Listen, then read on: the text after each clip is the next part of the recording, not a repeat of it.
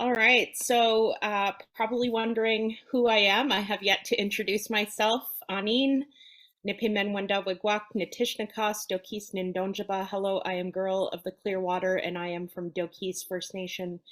My name is Karen Restoule, and I am pleased to join you all here today to be the weaver of conversations to host this important and timely discussion, sharing reflections on a natural capital lens on Canada, progressing towards a thriving and regenerative economy. We are joined by a brilliant panel of experts here today to help flesh out this topic. And I'm very honored to be sitting with such a distinguished panel. I look forward to learning so much from each of you. We have Éliane Ubalijoro, who is Executive Director of Sustainability in the Digital Age and the Canada Hub Director for Future Earth. She is also the co-chair of the Value Commission and a member of both Capital's Coalition Supervisory Board. We also have Basile van Havre, who is a co-chair for the Convention on Biological Diversity's Open-Ended Working Group for a post-2020 Global Biodiversity Framework. Welcome. And we also have Lynn Johannson, who is the president of E2 Management Corporation. Welcome to the three of you. We have a total of 40 minutes or so for this discussion. Sometimes I like to go over just to give the organizers a reason to sweat a little and test their deodorants. So we are going to just jump right into the discussion into question one. How is natural capital connected to climate change? Éliane, did you want to get us started? Absolutely. So natural capital is the basis of all life.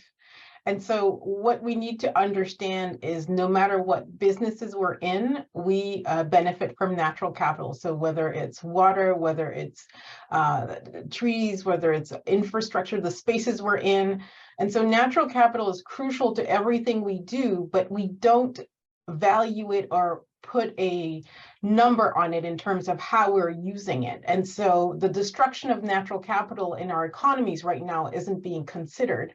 And what we know is that the carbon cycles that ensure healthy planets and are living in healthy boundaries are being deeply disrupted. And so what we're seeing in terms of climate change is the destruction of nature is pushing us out of planetary boundaries and creating havoc all over the world. And we need new ways of looking at our accounting systems to make sure that natural capital is central to all our decision making, so we can do the urgent work that is needed to keep the temperature below 2 degrees Celsius, ideally below 1.5. And this is all going to be around how are we going to deal with natural capital in terms of how we factor everything we do in the economy.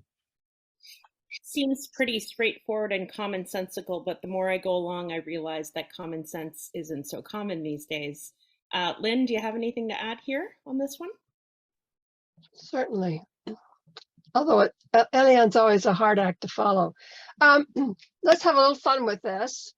If we were to compress all the history of the universe into a 24-hour period, the planet would have only formed till the late afternoon, and humans would only have existed for 2 seconds.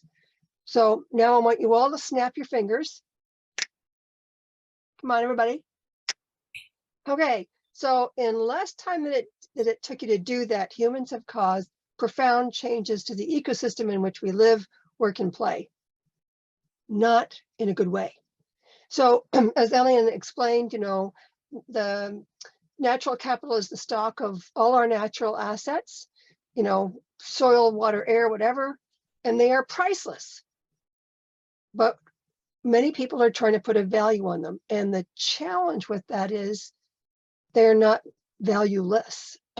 And you've got people like Pavan Sukhdev who've been trying very hard to put value statements on our assets. But the problem is Mother Nature doesn't necessarily operate in the way that makes it easy to do the math on that. And of course, with climate change, you've got this fluctuations or flows going on. And these produce, heat trapping gases. And if I were to draw a simple causal loop diagram, we would be able to show how we are destroying our natural capital. We're degrading our planet's ecosystems, particularly forests and peat mosses. And this is not really going to be a good thing. So we have to sort of change how we do these things and quickly if we are going to be successful. Absolutely. Basile, do you want to join in or chime in to this one? Yes, thank you. And it's a great question. If we look at our country, we've been managing assets. If you look at any organization, has been managing assets very carefully in a way where you want to preserve that asset and make sure it is as productive as possible.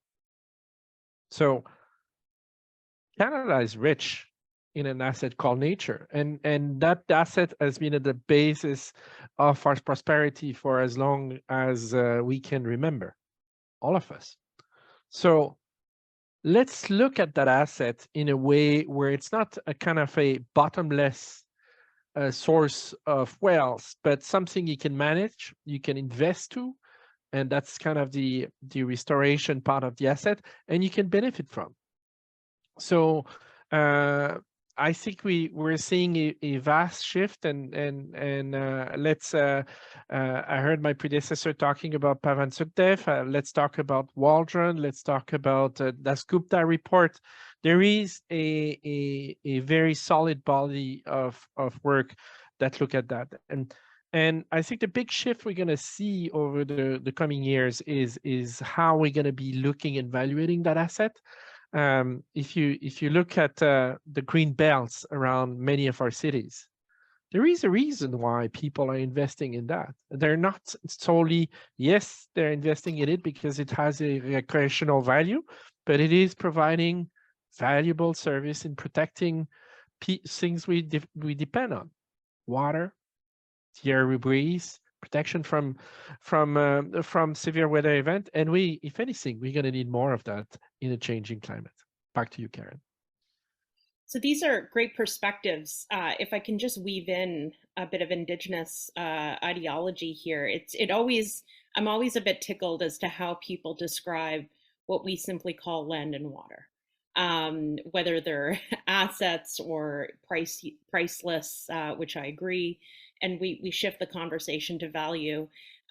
This is certainly something that Indigenous peoples, knowledge keepers, have been talking about for a very long time. And what excites me about the current time that we're in, it's unfortunate that we're having to solve for a climate problem. But what's exciting, what the opportunity is here, is to come together and align on a core area that rests within Indigenous ideology and worldview.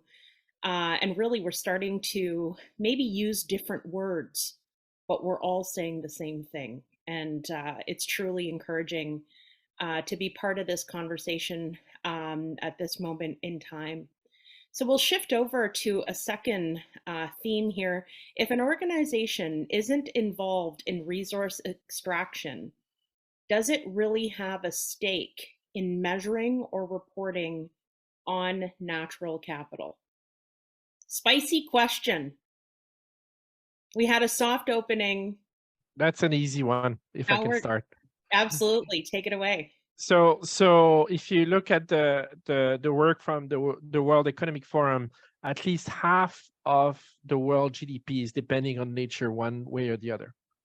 Whether you're directly involved in the agri-food system, whether you're in the extractive, or whether you're providing consulting service in a town, at some point you're depending on nature, you're depending on water and air and housing for your people, and how they're going to get to work, and whether there will be infrastructure to get them to work. So there is absolutely this get us to this disclosure and how complex and how wide we want it to be, and I think it's going to be very important to define the standards well that enable us to have ways to compare apples and oranges and see how everybody find its place in this, I don't think there is anybody that's going to be outside of the box. It's going to be a matter of how close you are to the action. Back to you. Éliane, Lynn, any thoughts on this one? Well, Okay, go ahead. Go ahead, Lynn. I guess my short, terse answer to this is, of course, doesn't matter what sector you're in, you better be doing something. But I guess for me, the more important question or discerning question is, how many leaders actually understand the inherent dependency they have on all primary wealth? You know, because natural capital is sort of a accounting term in some ways, but if you look at it, the planet is the sole and single provider and enabler of all capitals. So natural capital, from my perspective, is embodied in primary wealth. And so primary wealth is anything we get from the earth, you know, air, water, land, doesn't matter what it is, photosynthetic, you know, services. But humans are not wealth creators. We are wealth converters. And we are actually very terrible at doing that. So some of the experts have said that we're between whatever we do, you know, our activities, our products, our services, we're really 96 to 98% inefficient. So in very simple terms, that means for every $100, you're getting $4 worth of value. And I don't think that's very good. And so whether that is, you know, we don't rate ourselves based on our natural capital, and we don't even really rate ourselves based on secondary wealth, which is the digital and fiat currency. That digital and fiat currency, that's really tertiary wealth, and it's a claim on wealth. It's not the actual wealth. The problem is, we've seen in history, if somebody doesn't like a currency, with a stroke of a pen, they can devalue it. And George Soros was very kindly showing us that that's the case. So for companies that have activities, they have products, they have services, they need to manage this issue by understanding their relationship. There's the synergy and the interdependency they have on primary wealth.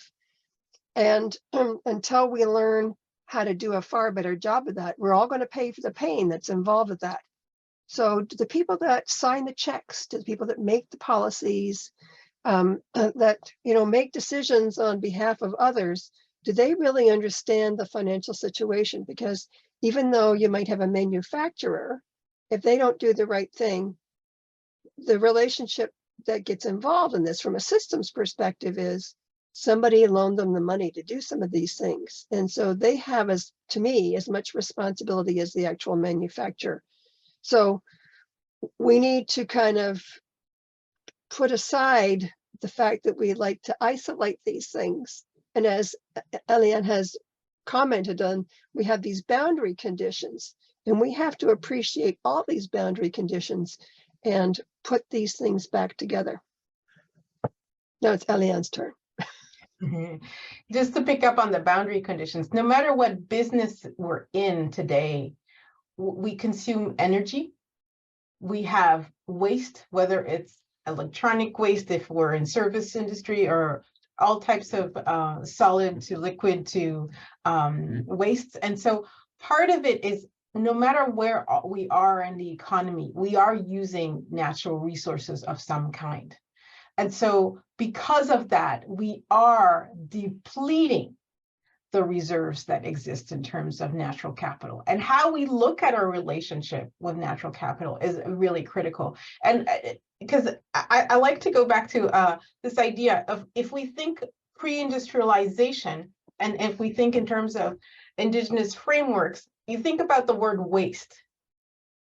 Did waste exist in traditional societies? Things were used and reused, and things were always used in ways to ensure replenishment. And so the ways our economies work today don't think about that regenerative aspect. And so this is where, no matter where we are in the economy, we are benefiting from natural capital. And so it's not just the extractive industry's issue, it's everybody's issue. Yeah, when you look at a key term here in the question, if an organization isn't involved, right? I think it's a question of defining what do we mean by involvement. And I'm with you, Éliane, like it is about worldview. It's not just linear in the sense that there's a start and a stop and that's where it ends. It's, you know, who's picking up the messes that have been left behind? What are we doing with it? And how do we make a situation or a place whole again? Right? How do we act at the starting of the journey in a way that ensures that at the quote unquote end of our journey that we are leaving that place in a same or better situation than it was when we got there. So definitely appreciate the bringing in the Indigenous worldview on that last point. Moving us along, question on natural capital affected by other capitals. Is it affected? And we'll push ourselves a little further here. If it is, and I'm all about disagreement, so if someone wants to just play devil's advocate here for the sake of having a bit of tension, I'm okay with that too. And if it is affecting natural capital, how is it impacting? Who wants to try us out first here? I see Éliane. I'm excited. I feel like you. it's like, how fast can you jump on the button? Because these questions are so exciting, you know, and just to build on, you know, what we're just talking about around Indigenous perspectives, I think about the Indigenous stewardship of 85% of the biodiversity on the planet. And we know that Indigenous populations, as well as many populations in the global south, are deeply affected by climate change and are deeply affected by the global extractive economy, but have not financially benefited or in any other way from the extractive economies we've had for centuries now. And so I think it's very critical to realize that the extractive natures of our economies have affected the social fabric of society, so have affected our social capital. And because of natural capital being depleted in some parts of the world, in some parts of the countries, then what happens is those communities also have the effect that there is less money available in terms of building human capital. So the interactivity and the interconnectedness of social capital, human capital, natural capital, and of course, built capital and profit are interlinked. And so I see absolute linkages between a natural capital and all other forms of capital. Lynn, Basile?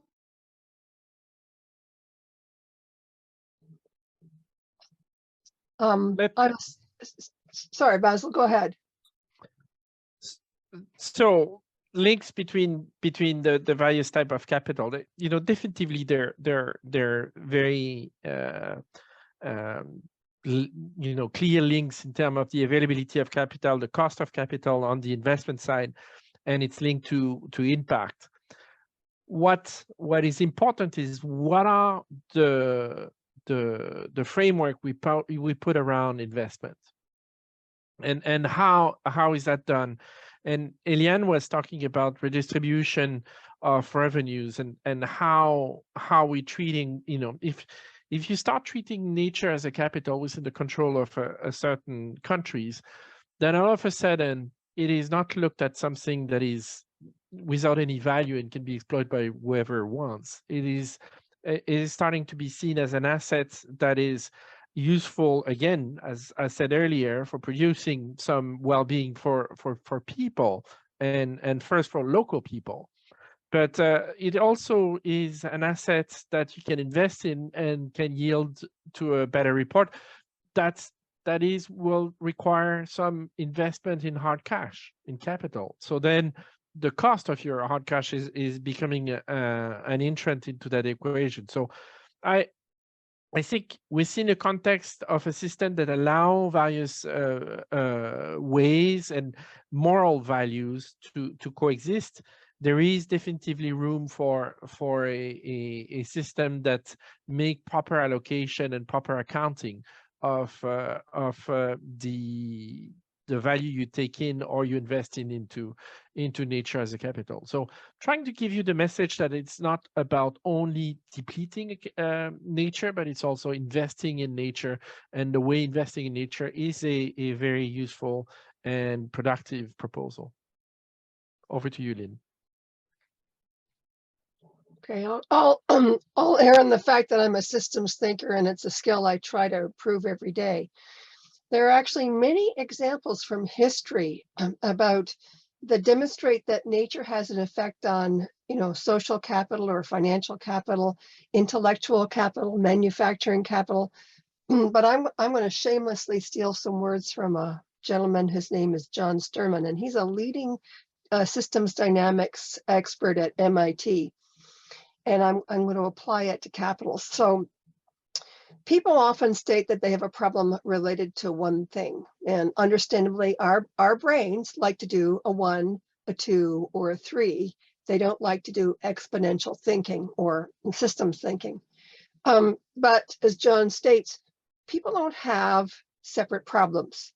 We just have problems. And when we insist on dividing the world into silos and acting on each one in isolation, our problems actually usually grow worse.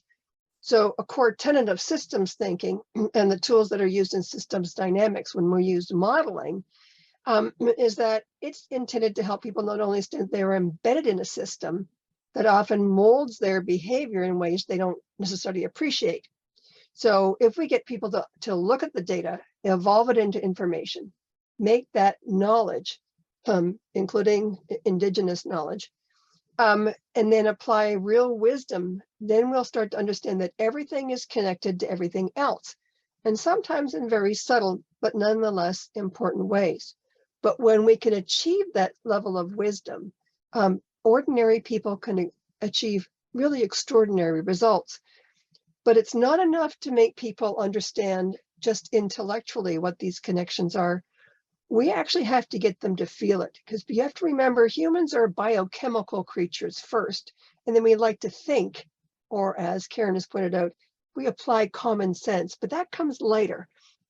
So if you were to look at the words of Gregory Bateson as well, and let's do a little other handwork here. So humans think this way, but nature operates that way. And our job right now is to bring the hands together and make them work. Any further thoughts on that, Éliane, Basile? I just to follow up on what Lynn was saying is, as humans, we forget we were part of nature. And so we have created a dichotomy where there shouldn't be one. And I think that's the fundamental issue we're trying to wrestle with right now. Yeah, what do they call it? Recently, I read something about doctors prescribing forest bathing. Like, we're coming up with just these outrageous technical scientific terms to do what people have been doing for thousands of years without a medical prescription. And with that is really interesting. I mean, I hope I don't take us too far off the topic here, but it's really interesting how we're somehow making technical an aspect that's so natural and touches us in so many different ways in terms of the elements, perhaps concepts that we can't explain with technical and scientific terms that are written in the black and white. So there's value in that. Basile, go ahead. So I could not agree more with Éliane. Is that notion of the connection to nature. And I would say that's one area where Canada is probably a little bit different from many other developed countries. We do have this connection that is I don't want to say lost, but a lot more tenuous in other European countries, etc. I think, I remember a few years ago, I was working on polar bears, and we had a presentation from a marketing executive from Coca-Cola company. and as you know, Coca-Cola has been using polar bears since the 20s. And they were looking at how that campaign has been working in various countries. And I remember a striking difference is in Canada, it elicits a sentiment of stewardship. People felt responsible. By contrast to European countries, which was something exotic, exciting, I want to try it. So very different approach. And I think this is something that defined Canada as a nation, and something that we should remember. It's not that our countries are changing, our society are evolving. Yes, there is a more urban part of our nation that is evolving and perhaps less connection with the traditional part, but still there is that needle that is a little bit further up on that ladder of connection with nature than many, many other countries. And let's recognize that and let's celebrate it. On that very point, Lynn, I'm wondering, you said earlier humans are biomedical.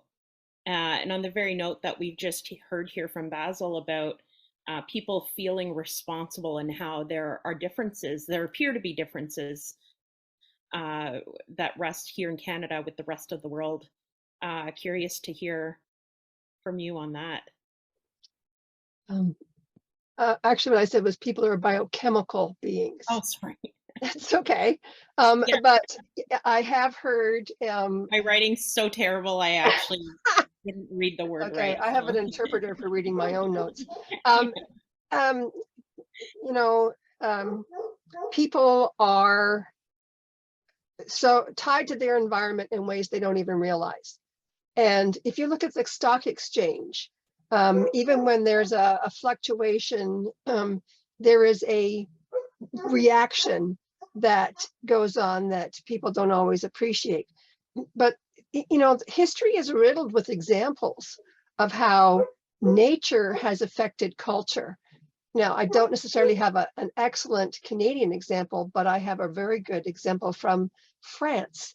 And during the period of time when they were building Versailles, there were so many examples of how the ecosystem affected the culture of the country. So if you remember, people had in the art, they had white pancake faces and they had these wigs on. Well, that's because Versailles didn't have sufficient water to support all the people that were there. There was like 40,000 courtiers who were there. And they used to, and I had the privilege one time of going to Versailles and having a very interesting tour by a young lady who was extremely knowledgeable. They used to change the color of the flowers in the gardens 3 times a day. Yellow in the morning, green in the afternoon, blue at night. And all the courtiers had to change their clothes to match because Louis was very big on the theater side of things. And people didn't have enough water to wash their face even with, so they're using alcohol. Well, if you know what alcohol does to your face, it dries it out and you have this nice red blotchy look. So that's why they started applying this white pancake makeup on. So you couldn't tell how awful they looked. And then they had the wigs because they couldn't wash their hair. And of course, the perfume industry flourished because everybody smelled really awful and they started applying lots of makeup. So Louis was kind of like the person that pushed the whole perfume industry forward. But there are so many other examples in Versailles. It's just a great case study that I use when I'm teaching corporations and at universities, because it just is kind of shows that relationship of, yes, we're tied to the environment. And if you don't respect the rules of Mother Nature, some of it can result in some interesting things that are positive, but a lot of times it's not a good story. I can see your story being very compelling and eye-opening for, let's say, the fashion industry, for example, to maybe start having, paying some mind to land and water, as I called it earlier, and what the larger impacts could potentially be on how we live our lives and an entire industry, for example. Yeah, I've been working in Pakistan virtually to help companies there adopt environmental management systems. And of course, a large part of the Pakistan industry is based on textiles.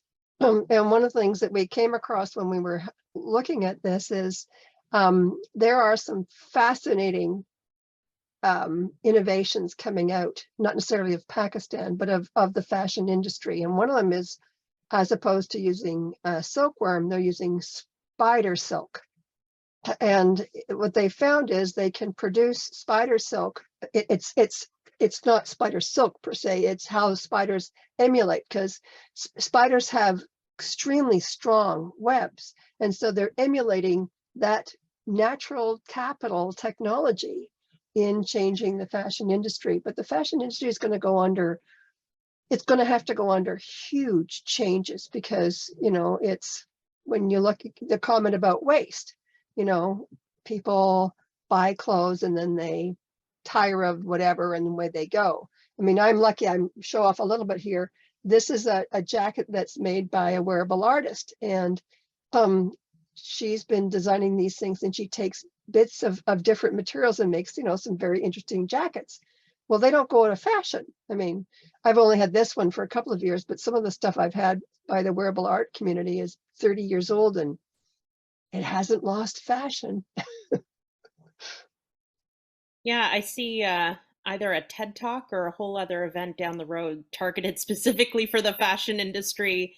What an opportunity to bring them in on this conversation. I think, thanks for sharing those stories. Lynn, we're probably going to have to connect afterwards, because you're leaving me wanting more. So we'll just, I can't find the segue to the next theme, but we're going to jump into a conversation on, well, I suppose it's relevant, the connection between the capitals and the recent pandemic. So I suppose fashion did take a bit of a twist during the pandemic. Some of us resorting to more loungewear. Anyhow, who wants to open us up with insights on this front? I see Éliane's at the ready. Over to you. Yes, so for me, one of the things I would like to make sure people understand is the linkage between biodiversity, zoonosis, and epidemics and pandemics, and understanding that when the rate of depletion of biodiversity is, you know, 50% over a century, what that means is that for many infectious diseases that were hosted by wild animals, the next best thing are domesticated animals or humans. And so this is where we see more and more zoonosis, meaning the transfer of diseases that affected wildlife to humans. And so what we know, I think it's like 75% of the new infectious diseases are derived from zoonosis today. And so there's a huge linkage between natural capital, the loss of biodiversity from natural capital, to this emergence of infectious diseases, and COVID-19 being one of them. And so those linkages are really critical in terms of how are we really accelerating an extractive industry that is depleting biodiversity so fast that we become the primary hosts for new infectious diseases. Yeah, interesting and scary thought. Basile? So at the end of the day, it's not about winning the battle on climate or winning the battle on biodiversity or winning the battle on health and COVID. It's all of the above. So and Éliane had made a good description on the links between human and wildlife health and the health of our ecosystem. And I'll go a step further. It's not just about extractive industries. It's about also how we conduct agricultural activities. What are the health characteristics that we're looking into our ecosystem that would prevent a disease from shedding from one species to the other. So definitively there is a need to work on all the aspects at the same time in a combined fashion, and often investments in one results in benefit for the other. So just as investing in protection and conservation of landscape helps with climate, it in many places also help with health, because when you have those healthy ecosystem, your risk of having a disease jumping from one to the other is decreasing. If you look at currently we're watching very, very closely the avian flu epidemics going around. And there is that connection between domesticated animals and wild ones. But if you have strong, healthy, sustainable husbandry of animal for that are raised for food, then your risk go down. So it's all working together, and it's just and often the challenge is getting people to talk to each other and work together on those solutions. Lynn? Karen, you said you wanted a dark horse in the group, so I'll play that role. So this is not the first pandemic that the world has faced, but it's probably the first time that we basically shut down the global economic system as we know it. And to be clear, pandemic's not over. I have colleagues in Hong Kong, and only last week they had the whole apartment building that they live in had to be quarantined because one person tested positive for COVID. And I want to go back a few years. Paul Hawken, who some people know, but he's now associated with Project Drawdown, and Karl Heinrich Robert, who started the Natural Step. They met with a small group of people in Tottenham, Ontario. I don't remember exactly what year this was, but it was a while ago. And Paul shared a very interesting video clip, and it showed the world's population building over time. And every time there was 1 million people, another yellow dot came on.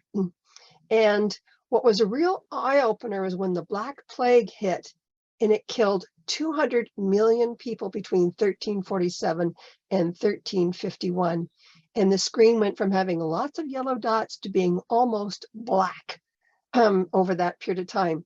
And that was well before we had the volume of people who were traveling and the frequency of travel that we still do and the trade that we have now. So let's look at some of the other pandemics we've had. Smallpox, it claimed apparently 56 million people. Spanish flu between 40 and 50. And the Worldometer said that as of November 1st of this year, COVID had claimed just under around 6.6 million deaths. So Mother Nature's cheapest line of defense for an invasive species is virus. But you have to kind of wonder if, we have become the invasive species on the planet. And so, mind you, she's not done a wonderful job of doing this because we have so many technological advancements, and we've been able to do so much in the way of medical and advancements. But that really just gives us a narrow window of time to do a complete rethink of how we operate. And so, I know there's going to be COP15, and is this our opportunity to cement things together? One of the earlier questions we also had was, how natural capital and I'll call a natural capital or wealth or primary wealth and climate change comes together. And I think one of the really good analogies is how we perceive these things. Catherine Hayhoe is a climate scientist at Canuck. She currently works in the States. And one of the things that she brought forward, which I think is really helpful for people, is, our bodies operate at about 38.5 degrees C, give or take a little bit either way. But if we get a temperature, of a 1 degree increase, we're operating with a headache. And so not the most productive thing. If we go to 2 degrees, we have a fever, we are definitely not very productive. If we go to 4 degrees up, we have organ meltdown. That is definitely not going to help our economic system. So I think we have this great opportunity coming up. We have a very narrow window of time to get this done in, but let's pack as much power as we can into what COP15 and COP27 can do. Which brings us to our final theme and question here, and we'll be kind to the organizers and we'll do it rapid round style. What can we expect from COP27 and COP15 and then we'll go around a second time rapid round. What do you think, Éliane? What can we expect from 27 and 15? What I'm hoping from COP27 is actual investment to support the Global South in terms of the climate finance that is needed to advance mitigation and adaptation. We know that there have been pledges every year, but they have not been met. And so what I want to see is those pledges being met and being met annually, and a decrease in the subsidies related to hydrocarbons, and really a scaling of the climate finance for mitigation and adaptation. For COP15, what I'm very excited about is really this idea of how do we value biodiversity as we look at mitigation and adaptation. And so going on beyond just looking at greenhouse gas emissions, but really bending the curve of biodiversity loss. And how do we all contribute to doing that in terms of replenishing natural capital all over the world?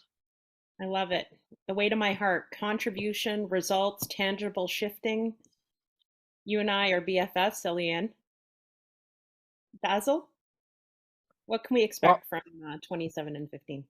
I'll talk about 15, obviously, and we have to have a global biodiversity framework, one that addresses all the drivers of biodiversity loss, with realistic yet ambitious targets, together with a good financial package, one that is realistic, not pie in the sky.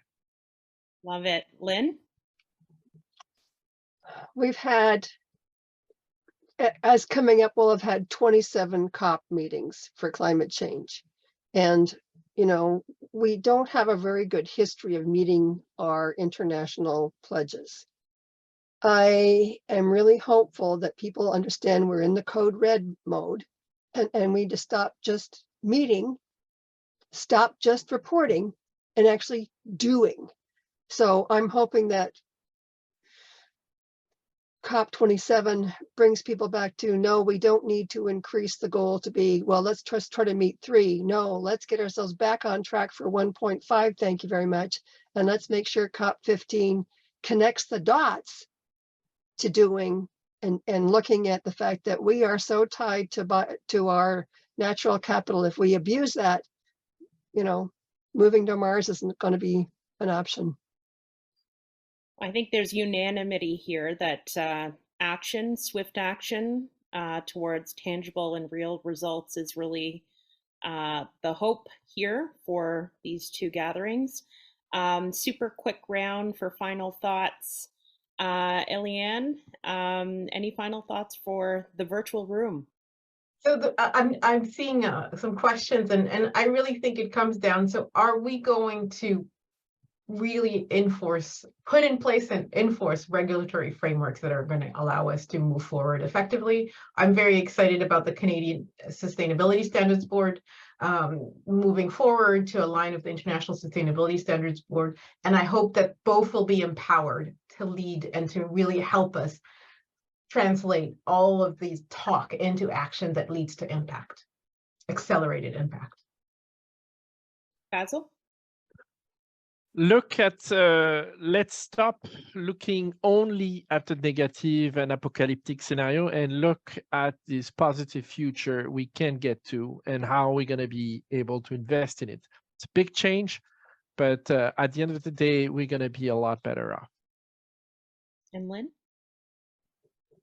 We need a serious improvement in trust, not only with our own governments, but with other international forces. I agree with Basile that there is an incredible opportunity in front of us, but we have to understand what that opportunity is. Green jobs are increasing. We have had an increase in things like ESG investing, even though some of it might be a little bit questionable. But you know, now is the time to pick up our socks and get moving. I love it. Great note to summarizes at least the parts that resonated with me, and I'm sure others as well. Thanks to the three of you for sharing your insights, very thoughtful and diverse. Really, it was an honor to sit with the three of you here this afternoon. I look forward to following all of your work, I'm sure our paths will cross again. So we'll see you again soon. Miigwech.